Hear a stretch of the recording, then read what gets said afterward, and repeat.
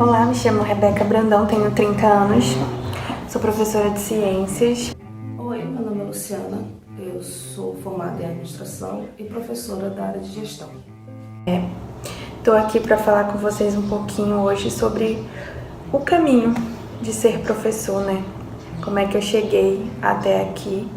E tudo isso graças à atividade que a gente está fazendo dentro da nossa disciplina do mestrado, a disciplina de formação, né, de professores.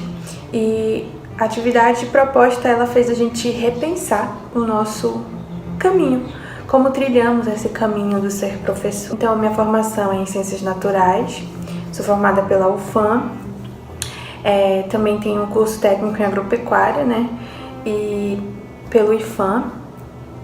E eu já tenho mais ou menos aí 10 anos de escola, eu comecei com 20. Fora antes que eu já fazia projetos na universidade, mas com 20 anos eu comecei a trabalhar realmente numa escola como professora da disciplina. E ali foi meu primeiro momento como professora mesmo. Mas a minha história ela já é muito antiga em relação à escola, porque minha avó, eu morei com minha avó, né? Meus pais são separados e minha mãe tinha que trabalhar e eu ficava com minha avó. E minha avó, ela trabalhava numa escola. Ela era merendeira de uma escola e aí ela me levava no período da tarde. E eu ficava na escola o tempo todo. Eu brincava na escola e ficava na sala dos professores fazendo tarefas e tudo mais. E aí eu tenho uma tia que nesse período começou a estudar para virar professora também. E eu digo sempre que foi essa minha tia que me introduziu mesmo para o mundo da educação, porque eu via ela fazendo as coisas e eu achava maravilhoso, ela sabia um monte de coisa e ela tinha várias canetinhas coloridas, eu achava aquilo o máximo e eu sempre estava com ela. Hoje em dia essa minha tia, ela é diretora da escola que a minha avó era merendeira, então acaba que eu ainda vou lá na escola também. Então foi a partir disso, e aí eu fui trilhando esse caminho da escola, fui para uma escola de nível técnico, virei técnica em agropecuária. Um tempo eu queria fazer engenharia de pesca porque eu gosto muito de peixes, principalmente arraias. E aí eu falei assim, não, já fiquei tanto tempo estudando esse negócio de agropecuária, vou fazer outra coisa e pensei em fazer biologia. Mas foi quando eu descobri o curso de Ciências Naturais e vi que tinha as 3 grandes áreas que eu mais gostava, que era Química, Física e Biologia. Então foi ali que eu me encontrei e fiz, e sabia também que além de estudar as 3 áreas que eu gostava, eu ia ter matérias pedagógicas e ia poder estar em sala de aula. Então, assim que eu entrei na universidade, o caminho no processo da universidade foi assim, aprendizagem bastante, porque eu participei de projetos de pesquisa, trabalhava com fisiologia, depois eu fui para o INPA, trabalhei também lá com comportamento e fisiologia, de peixes no caso. E foi no momento desses que eu, fazendo aquela pesquisa pura, como chamam, que eu vi que não tinha impacto na sociedade. Foi a partir dali que eu falei, não, chega da pesquisa pura, como chamam, e aí eu vou seguir agora dentro dessa pesquisa de saberes. Vou contar para vocês um pouco sobre como é que foi o meu processo de me descobrir, de ser professora. Eu falo me descobrir porque meu processo de formação, de construção na minha carreira não foi focada durante muito tempo na questão da docência. Eu comecei a trabalhar muito cedo, eu tinha 14 anos quando eu comecei a trabalhar e desde sempre, eu sempre trabalhei dentro de empresa. Quando eu falo, todo mundo realmente trabalha dentro de uma empresa, mas quando eu falo empresa, eu falo voltado para as áreas administrativas. Durante todo esse processo de realmente construir uma carreira corporativa dentro de uma empresa, a gente vem absorvendo conhecimento. Fui acumulando experiências em tentativas e erros que me tornou realmente no futuro, lá na frente, realmente uma gestora. Mas é interessante perceber que nesse momento que realmente eu cheguei aonde eu queria tanto chegar, eu não me senti tão feliz quanto eu achava que eu ia me sentir. eu me senti frustrada, na verdade. Eu tinha uma boa remuneração, essa remuneração me trazia coisas legais, mas não me sentia fazendo algo realmente bom. Eu não conseguia, eu não me via fazendo algo para a sociedade. Eu entrei no mecanicismo que você faz aquilo que te mandam e você é recompensado por isso. E isso não estava legal na minha cabeça. E eu comecei realmente a refletir sobre o meu papel dentro daquilo tudo que eu estava vivendo. Qual é o impacto disso realmente na sociedade? E realmente nesse ponto eu comecei a perceber que a parte que eu mais gostava de fazer era realmente ensinar. Eu gostava de ensinar, porque a minha satisfação era realmente ver os meus funcionários crescer. E eu percebia que aquilo tinha um resultado não só na vida da pessoa. Aquilo dali, aquilo que eu ensinava, de certa forma refletia na vida da família dele. Melhorava a vida da família. Então era isso que me deixava satisfeito dentro do meu trabalho. Então, me tornar professora passou realmente por um processo de reconhecer duas coisas: que o meu papel na sociedade ele pode ser maior do que simplesmente gerar relatórios para uma empresa, e que aquilo que eu faço, se eu faço algo bom para alguém, se eu consigo ensinar alguém e aquilo que eu ensinei, aquilo que eu passei de conhecimento, não que eu saiba de tudo, não que, enfim, mas aquilo pouco que eu consegui fazer que a pessoa tenha um impacto positivo na vida dela, então era isso que eu queria fazer. Eu queria causar impactos positivos na vida das pessoas. Eu sou professora de uma escola aqui de Manaus, sou professora de ciências dessa escola, e nessa escola eu tento sempre trabalhar com os meus alunos. Eu trabalho com os alunos do 7º ano, e a gente sempre tenta trabalhar esse saber, é o que eles já sabem, né? O que eles já têm deles, assim, e a gente vai construindo nossos conhecimentos em sala de aula. Eu acredito que você precisa ensinar, principalmente seu aluno, a ter visão crítica, a decidir por si próprio, a ter autonomia, a saber a resposta, porque eu não vou estar lá com ele quando ele tiver que decidir alguma coisa.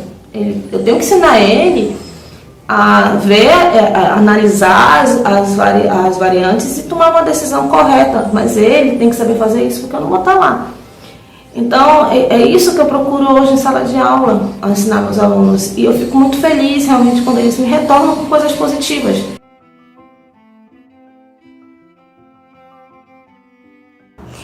E, frente de todo esse cenário, eu percebi que eu tinha que me especializar, né? Eu tinha que procurar uma formação continuada. E eu tentei o mestrado de ensino em 2, 3 vezes. Eu tentei o de ensino na UFAM de educação, não foi aprovada. Aí depois eu tentei o MPET em 2018 para a turma de 2019. Eu fui todas as etapas, eu fiquei com nota 7.2 e aí eu não tive a nota para ser classificada. Fiquei triste? Fiquei triste. Mas conversando aqui em casa com meu marido, que também é professor e já tem um mestrado, ele falou que eu não deveria desistir.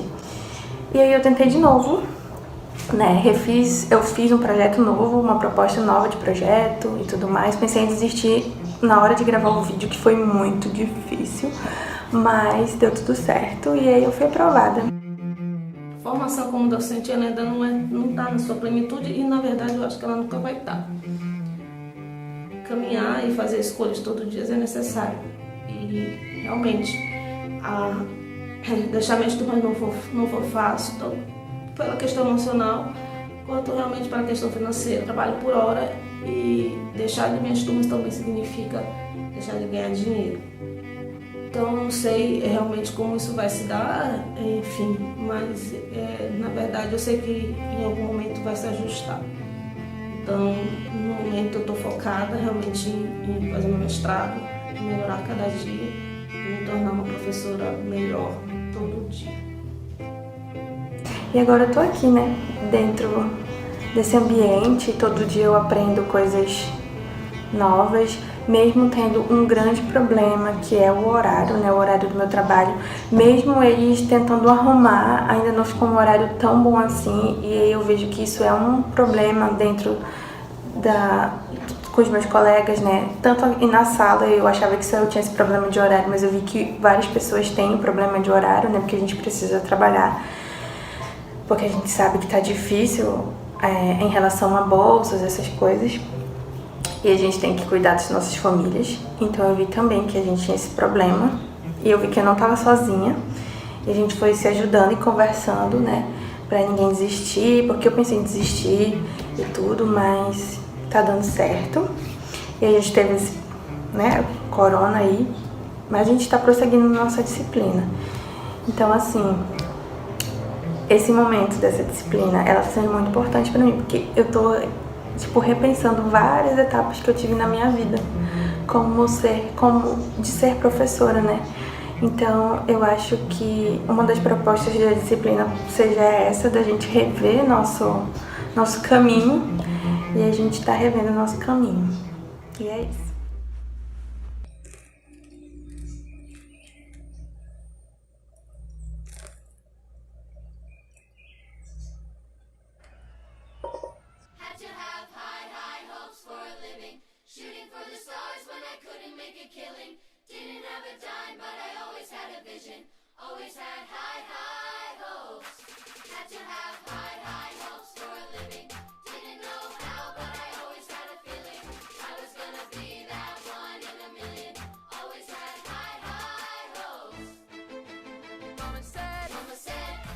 Oi, hoje são 20 de março e já terminamos ontem a atividade das cartas conotativas. Então nós do grupo fizemos um drive, um e-mail, e nós estamos colocando todo o nosso material de registro desses dias no drive. Bom dia, gente. Como todos sabem, né, esse vírus aí que apareceu fez com que nós tivéssemos outros formatos para desenvolver nossas atividades, e nós estamos aqui fazendo nossas atividades cada um na sua casa, né, porque é para ficar de quarentena. E aí nós estamos aqui fazendo nossas atividades da nossa disciplina de formação de professores. Ó. Nosso grupo está sendo organizado por planilhas, né, planilhas compartilhadas. Nós estamos usando redes sociais de mensagem instantânea para conversar, tirar as dúvidas. Também estamos terminando de escrever as nossas cartas, né, que é parte do processo da nossa disciplina. E até então nós estamos conseguindo desenvolver, né? Eu espero que passe logo esse problema que nós estamos enfrentando no mundo, que dê tudo certo, né? Também já fizemos o nosso pré-roteiro do nosso documentário. E amanhã vamos nos reunir numa webconferência para debater alguns pontos do documentário e tentar fechar o roteiro definitivo, né?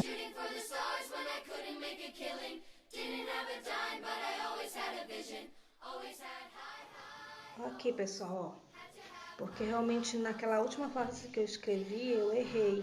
Então aqui, ó, Luciana envia para Rebeca conotativo. Aí Rebeca responde para Luciana denotativo.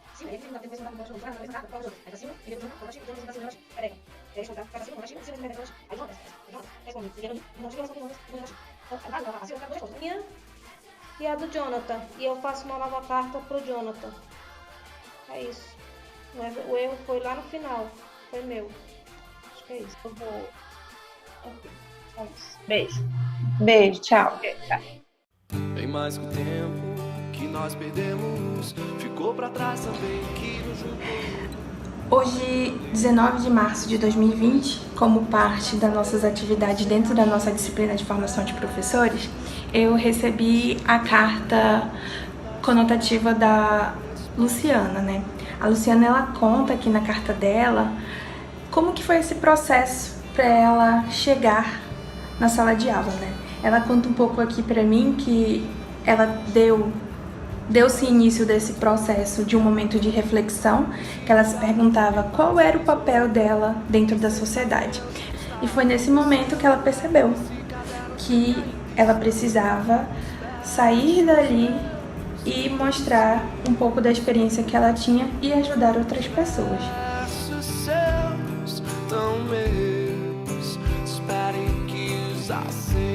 Bom, já terminei a parte da carta denotativa.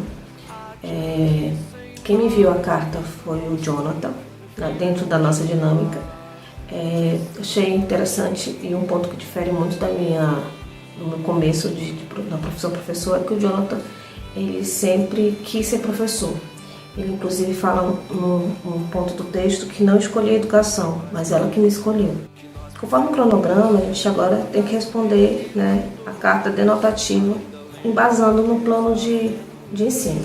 Bom, o plano de ensino ele está dividido em algumas etapas e algumas delas são feitas com envio através de carta.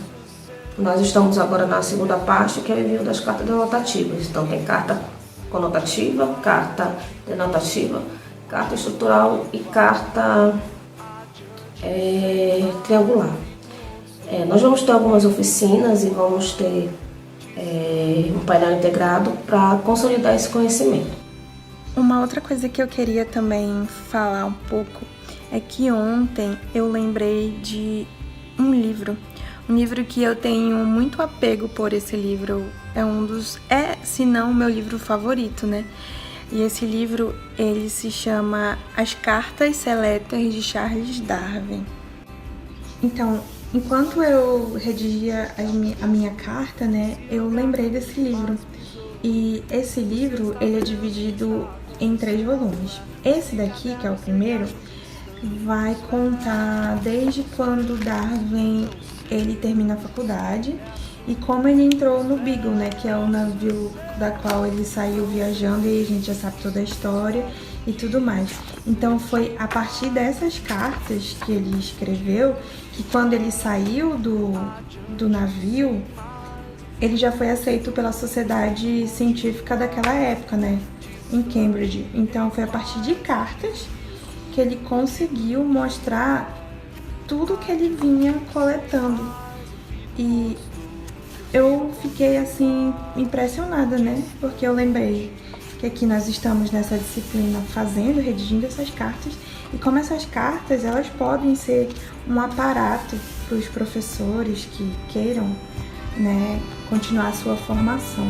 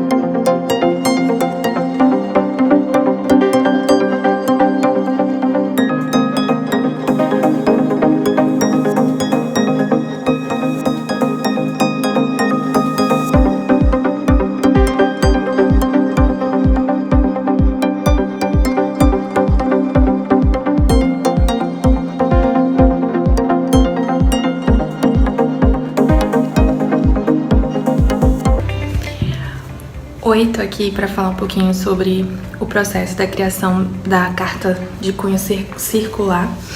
Eu fiquei com 2 textos. O primeiro texto foi Percursos de um grupo de pesquisa, formação, tensões e reconstruções, e História de vida e autobiografias na formação de professores e profissão docente.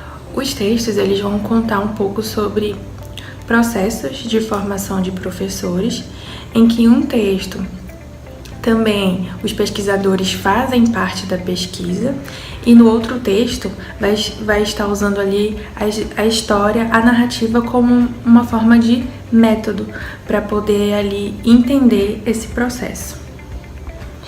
Em um dos textos a gente consegue perceber nitidamente que os professores logo de início eles ficavam com dificuldade de fazer ali a sua trajetória, falar quem eles eram.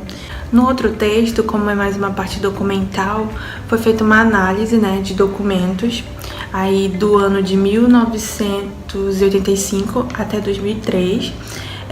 Foi visto que pouco se tinha trabalhos de histórias de vida e de autobiografias dentro desse processo da formação de professores e profissão docente. Então ele traz todo um aparato histórico desse processo.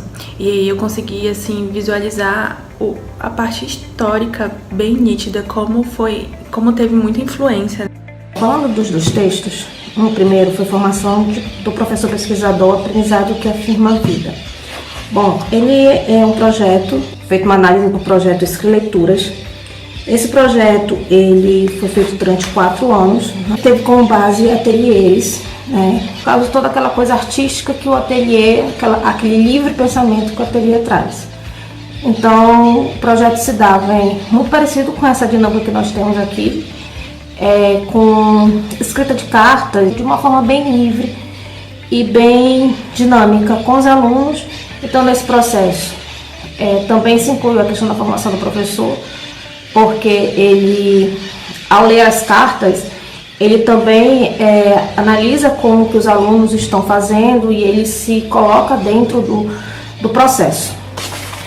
Outra questão, que outro texto foi o professor e sua formação para pesquisa. Achei bem interessante, realmente, que o texto ele fala, essa questão da formação do professor pesquisador, ele não é incentivado mesmo dentro das faculdades de licenciaturas. Então, ele faz uma observação muito grande que para que isso ocorra, essa questão do professor pesquisador deveria ser feito como base também nas graduações e não somente depois. Então, fazendo assim um resumo de tudo que foi visto nesse meu trabalho e que eu coloquei na minha carta circular, que foi o seguinte, que esses procedimentos, tanto autobiográficos como narrativos em primeira pessoa, eles servem ali para dar uma ilustração, exemplificar, oferece depoimentos sobre a trajetória de formação desse professor. Então, quando a gente utiliza esse tipo de meio, ali para o professor se conhecer, esse professor ele assume um papel de que ele é o protagonista do processo formativo dele. E com isso, ele pode até conversar com outros professores, com outras pessoas dentro da profissão docente. E essa troca de experiência vai fortalecer, eles vão se fortalecer dentro da sua profissão.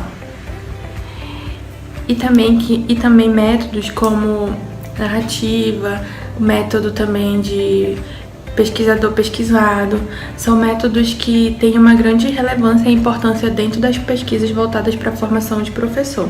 Então, esses métodos, eles também contribuem para renovar as pesquisas dentro do âmbito educacional, dentro desse processo de formação de professores.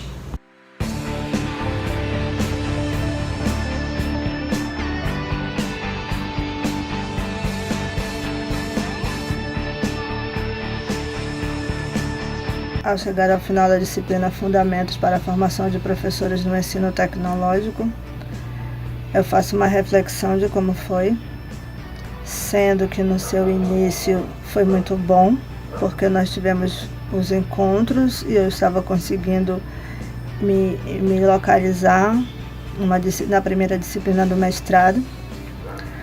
Quando chega essa nova realidade, vir para o computador, tirar aquele horário para estudar, fazer as leituras foi muito desafiador, mas nada que a gente não pudesse ir se organizando e superando aos poucos.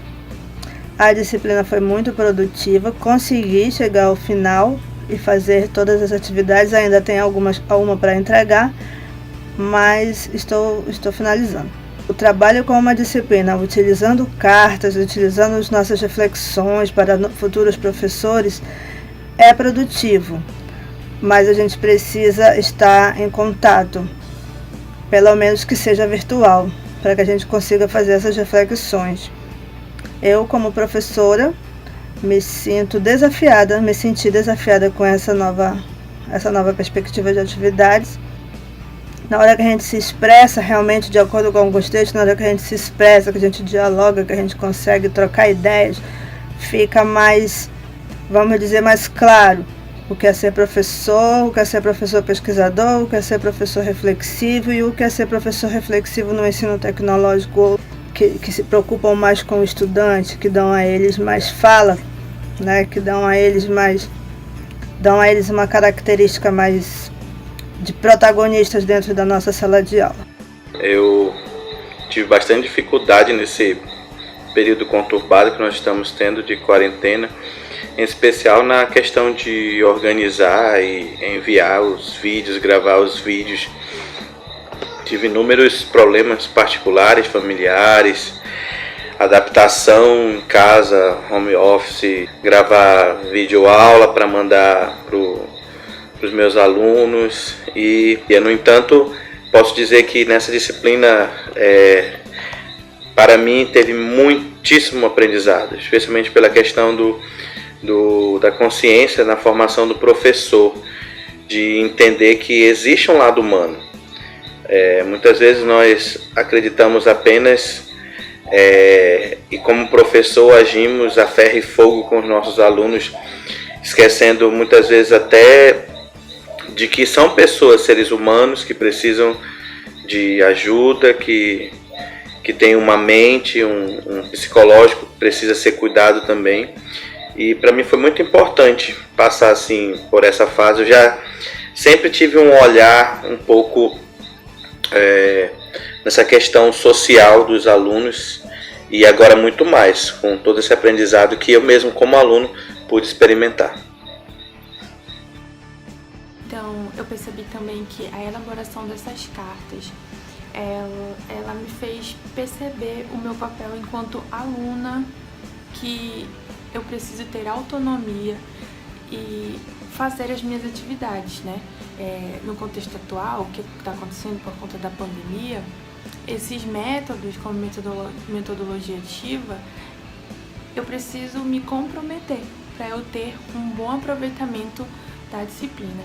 Então, assim, escrever as cartas foi algo muito satisfatório. Eu fiquei muito feliz quando eu percebi toda a minha trajetória, quando eu consegui me enxergar no meu processo formativo, né?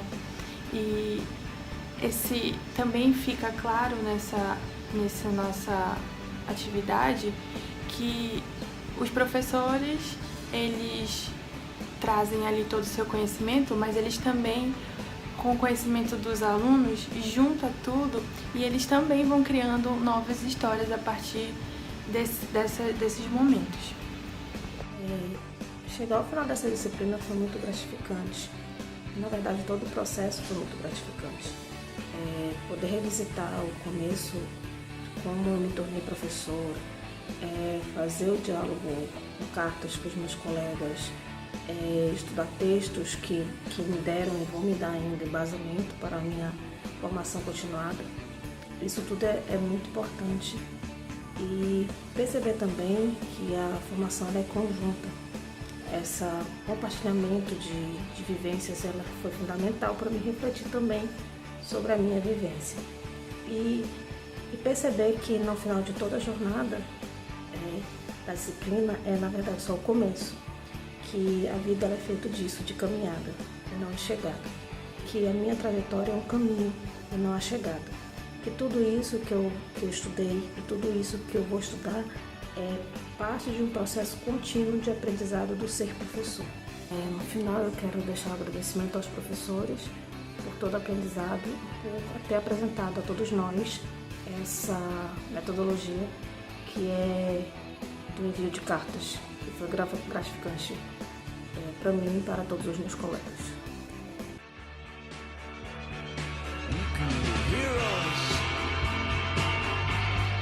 Just for